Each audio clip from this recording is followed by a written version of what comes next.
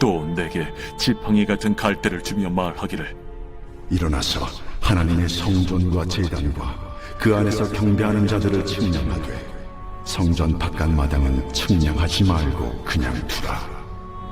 이것은 이방인에게 주었은즉 그들이 거룩한 성을 42달 동안 짓밟으리라. 내가 나의 두 증인에게 권세를 주리니 그들이 굵은 베옷을 입고 1260일을 예언하리라. 그들은 이 땅의 주 앞에 서 있는 두 감람나무와 두 촛대니 만일 누구든지 그들을 해하고자 하면 그들의 입에서 불이 나와서 그들의 원수를 삼켜버릴 것이요 누구든지 그들을 해하고자 하면 반드시 그와 같이 죽임을 당하리라. 그들이 권능을 가지고 하늘을 닫아 그 예언을 하는 날 동안 비가 오지 못하게 하고 또 권능을 가지고 물을 피로 변하게 하고 아무 때든지 원하는 대로 여러 가지 재앙으로 땅을 치리로다. 그들이 그 증언을 마칠 때에 무적행으로부터 올라오는 짐승이 그들과 더불어 전쟁을 일으켜 그들을 이기고 그들을 죽일 터인즉 그들의 시체가 큰 성 길에 있으리니 그 성은 영적으로 하면 소돔이라고도 하고 애굽이라고도 하니 곧 그들의 주께서 십자가에 못 박히신 곳이라. 백성들과 족속과 방언과 나라 중에서 사람들이 그 시체를 사흘 반 동안을 보며 무덤에 장사하지 못하게 하리로다. 이 두 선지자가 땅에 사는 자들을 괴롭게 한 고로 땅에 사는 자들이 그들의 죽음을 즐거워하고 기뻐하여 서로 예물을 보내리라 하더라. 3일 반 후에 하나님께로부터 생기가 그들 속에 들어가매 그들이 발로 일어서니 구경하는 자들이 크게 두려워하더라.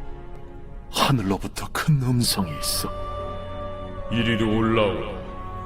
함을 그들이 듣고 구름을 타고 하늘로 올라가니 그들의 원수들도 구경하더라. 그때에 큰 지진이 나서 성 10분의 1이 무너지고 지진에 죽은 사람이 7천이라. 그 남은 자들이 두려워하여 영광을 하늘의 하나님께 돌리더라. 여러분 반갑습니다. 오늘도 큐티로 여는 기막힌 하루입니다. 본 말씀 요한계시록 11장 1절부터 13절의 말씀입니다. 어제 말씀에서 우리는 땅의 재앙 가운데 하나님의 말씀을 가지고 온 한 천사에 대한 말씀을 보았습니다. 그리고 오늘 본문에서는 그 천사가 전해준 말씀을 들고 세상의 복음을 전하는 두 증인의 모습을 보게 됩니다. 오늘 우리는 이 두 증인의 모습을 통해 우리에게 주시는 성령의 음성에 함께 귀를 기울이시기 바랍니다. 자, 먼저 1절 2절의 말씀에서 하나님은 사도 요한을 향해 성전 안뜰에 있는 그 성전과 제단과 경배하는 자들을 측량하라고 하십니다. 그러나 성전의 바깥들은 측량하지 말고 그냥 두라고 하시죠.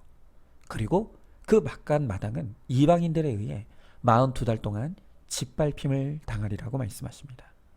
여러분, 오늘 이 말씀이 의미하는 것이 무엇입니까?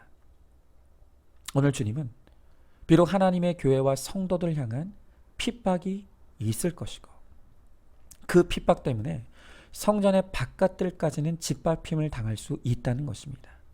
그러나 그럼에도 불구하고 성전의 심장이라고 할 수 있는 안뜰은 그들이 결코 해할 수 없다는 것이죠. 다시 말하면 그 어떤 극심한 핍박이 있다 할지라도 그 핍박이 성도와 교회를 결코 무너뜨리지 못하리라는 것이 오늘 약속의 말씀인 것입니다. 여러분, 우리가 계시록을 큐티해 가면서 계속 말씀드리지만 이 계시록이 기록되던 당시 교회는 로마 정부의 대대적인 핍박에 시달리고 있었습니다. 단지 예수를 믿는다는 이유 하나만으로 그들은 직업을 잃었고 고문당했고 감옥에 갇히고 죽임을 당하는 일들이 일어났습니다. 그러니 성도들 가운데서는 이러다 지상의 교회가 다 없어지는 것이 아니냐, 그러한 절망과 두려움이 수시로 그 마음에 찾아왔던 것이죠. 이렇게 외부의 핍박에 의한 걱정과 근심과 두려움 가운데 있는 성도들에게 주님은 오늘 이 말씀을 통해 하나님께서 틀림없이 당신의 교회를 붙들고 계시고 반드시 지켜낼 것이고 결국엔 승리케 하실 것임을 말씀하시는 것입니다. 여러분, 그렇습니다. 정말 이 핍박의 한가운데 있던 그 1세기 당시의 크리스천들은 과연 교회가 1년 뒤에도 존재할 수 있을 것인가를 알 수 없는 그런 풍전등화의 상황이었습니다. 그러나 이제 그 모든 핍박의 시대를 다 끝내고 이 교회의 역사를 우리가 바라볼 수 있는 시점에서 우리가 확실하게 목격할 수 있는 것은 교회는 단 한 번도 핍박에 의해 무너진 적이 없었다는 것입니다. 아니, 오히려 성도는 핍박 가운데 더 간절히 주님을 붙잡았습니다. 더 정결해졌고 더 강력한 하나님의 능력을 경험했습니다.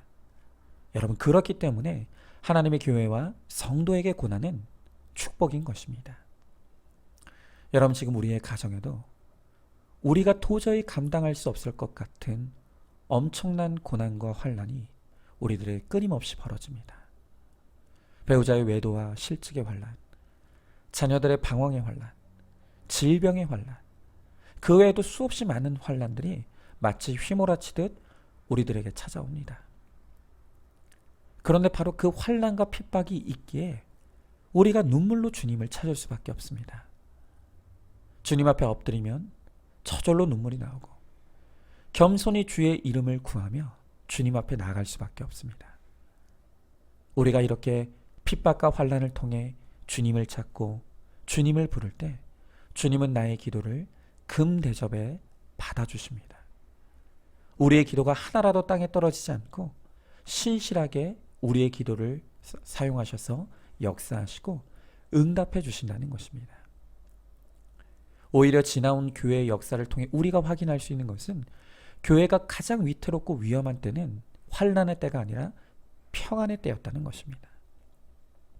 교회는 언제나 평안의 때의 타락에 의해 스스로 무너지는 것을 우리는 목격했습니다. 교회의 핍박이 사라지고 돈이 쌓이니 사제들조차도 기도하지 않습니다. 평안에 취하고 안락함에 취해서 급격하게 세속화되는 것입니다. 여러분, 이것은 인간의 어쩔 수 없는 본성입니다. 우리가 다 그렇습니다. 먹고 살만해지고 여유가 있으면 다 하나님을 등지고 멀리하는 것이 그것이 죄인된 우리의 속성입니다. 그래서 주님은 우리의 바깥마당이 짓밟히는 고난과 환난을 통해 우리의 성전과 제단과 예배를 다시 세우라고 말씀하시는 것입니다. 우리가 고난 가운데 다시금 하나님의 성전을 사모하고 하나님의 말씀을 펴고 우리의 무릎을 꿇고 내 죄 때문에 울고 가정의 구원을 위해 통곡할 때 주님은 반드시 우리 가정을 살려주시고 구원의 공동체로 세워주실 것입니다. 자, 질문해 봅니다. 교회는 핍박 때문에 무너지는 것이 아니라 타락 때문에 무너진다는 것을 알고 있습니까? 시간이 남고 물질이 부족하지 않으니 예배가 귀찮고 모임에 참여하는 것이 싫어지고 있지는 않습니까? 우리 가정의 위기는 배우자의 외도와 자녀의 방황 때문이 아니라 말씀 보지 않고 기도하지 않는 나 때문이라는 것을 깨닫습니까? 내가 거룩하여지는 것이 가정이 사는 길임을 알고 날마다 말씀 앞으로 기도의 자리로 나오는 우리 모두가 될 수 있기를 소망합니다. 자, 다음으로 오늘 3절부터의 말씀에 보면 이제 본격적으로 두 증인이 등장합니다. 자, 여러분, 왜 한 증인이 아니고 두 증인입니까? 유대인의 율법에서 둘이라는 숫자는 증언을 성립시키는 최소한의 숫자입니다. 그 당시 법정에서 두 사람 이상의 증인이 있어야만 믿을 만한 증거로 채택되었던 것입니다. 그래서 여기서 두 증인은 교회를 가리키기도 하고 신실한 하나님의 성도들을 가리키기도 합니다. 여러분, 그렇죠? 교회와 성도의 사명이 무엇입니까? 그것은 하나님을 모르는 세상 가운데 하나님의 살아계심을 증거하고 하나님의 복음을 증언하는 바로 그것이 교회와 성도의 사명입니다. 자, 그런데 오늘 다시 3절의 말씀에 보니까 이 두 증인이 굵은 베옷을 입고 1260일을 예언한다고 합니다. 여러분, 이스라엘 전통에서 이 베옷은 슬픔의 표시입니다. 구약의 선지자들은 그 시대의 부패한 백성들을 깨우치기 위해 하나님의 말씀을 대언할 때 이 굵은 베옷을 입었습니다. 그들의 입에서 나오는 메시지는 회개하라는 것이었습니다. 회개하지 않으면 너희들은 망한다. 가정이 망하고 나라가 망한다는 것이었습니다. 여러분, 이처럼 하나님의 증인된 성도들, 그리고 교회가 전하는 이 바른 복음은 각 사람의 숨겨진 죄를 고발하고 드러내는 속성이 있습니다. 그래서 이 온전한 복음이 선포될 때 세상은 딱 두 가지 반응을 보입니다. 하나는 이 복음 앞에서 자신의 죄를 자백하고 주님께 돌이키는 것입니다. 그리고 또 한 가지 반응은 스데반에게 그랬던 것처럼 복음에 대해 귀를 막고 달려들어 죽이고자 하는 것입니다. 여러분, 그래서 태생적으로 바른 복음을 전하는 교회, 그리고 말씀대로 살고자 하는 성도는 세상과 친해질 수가 없습니다. 세상이 환영하는 교회, 세상이 좋아하는 성도, 여러분, 그런 것은 없습니다. 오히려 세상이 교회를 핍박하고 성도를 핍박한다는 것은 지금 우리가 바른 복음을 전하고 있다는 증거이고, 우리가 십자가의 길을 잘 가고 있다는 것을 반증하는 것입니다. 그래서 예수님도 이 성도가 누릴 수 있는 팔복에 대해 말씀하시면서 팔복 중에서도 가장 하이라이트의 복으로 핍박받는 자의 복을 말씀하시는 것입니다. 마태복음 5장 10절에서 예수님 이렇게 말씀하셨죠. 의를 위하여 박해를 받는 자는 복이 있나니 천국이 그들의 것임이라. 여러분, 지금 내 믿음이 정말 구원받을 만한 믿음인지 아닌지 어떻게 알 수 있죠? 내가 믿음으로 천국 갈 수 있을지를 알 수 있는 증거가 무엇입니까? 바로 그 증거가 핍박이라는 것입니다. 오늘 여러분들에게는 예수 믿는 믿음 때문에 당하는 박해의 흔적들이 있습니까? 내 가정에서 구원 때문에 끊임없이 참아내야 하고 인내해야 하고 희생해야 될 일들이 있습니까? 나의 식구들이 내 믿음의 한계를 끊임없이 시험하고 있습니까? 여러분, 그렇다면 지금 여러분들은 잘하고 있고 잘 가고 있습니다. 비록 그 환난과 핍박 가운데 우리가 많은 고난과 환난을 당하고 있는 것 같지만, 그러나 하나님은 우리가 잘 가고 있다고 말씀하시는 것입니다. 여러분, 요새 참 아리송한 줄임말들이 참 많죠. 근데 그 중에 젖잘싸라는 말이 있다고 합니다. 이 젖잘싸의 뜻이 뭐냐면 졌지만 잘 싸웠다 라는 뜻입니다. 여러분, 그런데 저는 오늘 이렇게 구속사의 복음으로 삶을 살아내는 성도들에게 하나님이 칭찬을 하신다면 저는 그 칭찬의 내용이 바로 젖잘싸라고 하실 것 같습니다. 그래, 졌지만 잘 싸웠다. 네가 환난과 핍박을 당했지만 너는 잘하고 있다. 오늘 주님께서 우리들에게 그렇게 칭찬하실 것 같습니다. 우리가 주와 복음을 위해 세상과 싸우기를 포기하고 심지어 죽어지는 순교를 하지만 하나님은 구원을 위한 우리의 포기를 헛되게 하지 않으시고 반드시 그를 통해 구원의 승리를 이루어 가십니다. 그러나 반대로 내가 예수 믿는 아내와 남편, 예수 믿는 부모, 예수 믿는 시어머니와 며느리라고 하면서도 여전히 조금도 지기 싫어하고 조금도 양보하고 싶지 아니하고 화해하기를 싫어하면서 기싸움을 벌이고 있다라고 한다면 여러분, 그것은 이겨도 이긴 것이 아니고 승리해도 진 싸움인 것입니다. 여러분, 그러한 힘과 대결의 논리로는 그리스도의 사랑과 은혜를 드러낼 수 없게 그 누구도 감동시킬 수 없고 살려낼 수 없는 것입니다. 여러분, 그리스도인은 오직 구원을 위해 자발적으로 지는 자리, 희생하는 자리, 손해보는 자리로 들어가는 사람들입니다. 그런 우리를 향해 하나님은 오늘도 젖잘싸, 졌지만 잘 싸웠다, 우리에게 칭찬해 주시고 오늘 우리의 믿음을 주님께서 인정해 주실 것입니다. 자, 한번 질문해 봅니다. 예수 믿는 믿음 때문에 내가 겪는 불편함이 구체적으로 있습니까? 예수 믿어도 불편하기 싫고 손해보기 싫어서 내 정체를 숨기고 있지는 않습니까? 내가 예수 믿는 사람이기에 구원을 위해 젖잘싸에 적용을 하고 있는 것이 있습니까? 주를 위해 당하는 핍박이 내가 구원의 길을 잘 가고 있다는 증거임을 믿으시기 바랍니다. 자, 이제 마지막으로 7절 이하의 말씀에 보니까 이렇게 신실하게 주와 복음을 위해 증언하던 이 두 증인이 순교를 당하고 맙니다. 그리고 사람들은 이 두 증인이 죽은 것을 보며 즐거워하고 기뻐한다고 합니다. 자, 그런데 11절 이후에 엄청난 반전이 일어납니다. 그들이 순교하고 3일 반 후에 다시 하나님의 생기로 부활합니다. 그리고 하나님께 올리움을 받습니다. 여러분, 그 모습을 목격한 많은 사람들이 크게 두려워하고 하나님께 영광을 돌렸다고 합니다. 여러분, 부활은 우리 기독교의 신앙의 핵심입니다. 부활은 생명의 능력입니다. 여러분, 부활은요, 죽어서만 경험하는 것이 아니라 우리가 이 땅을 사는 동안에도 끊임없이 누리는 바로 그 축복의 능력입니다. 여러분, 예수님께서 왜 십자가에 올라가셨습니까? 많은 사람들은 착각하기를 예수님이 십자가에 오르신 것은 죽기 위해 올라갔다고 생각합니다. 여러분, 그러나 그것은 대단한 오해입니다. 여러분, 만약 십자가의 목적이 죽음이라면 십자가는 그저 슬픔과 저주의 상징일 뿐입니다. 여러분, 그러나 십자가가 저주가 아닌 은혜의 상징인 이유는 십자가 다음에 부활이 있기 때문입니다. 예수님의 십자가의 최종 목표는 죽음을 넘어 부활로 가는 것입니다. 바울은 나는 날마다 죽노라고 자랑스럽게 고백했습니다. 그는 그가 사는 날 동안 살고자 한 적이 없습니다. 그는 늘 죄에 대해 죽고 구원을 위해 죽어지는 순종과 적용을 이루었습니다.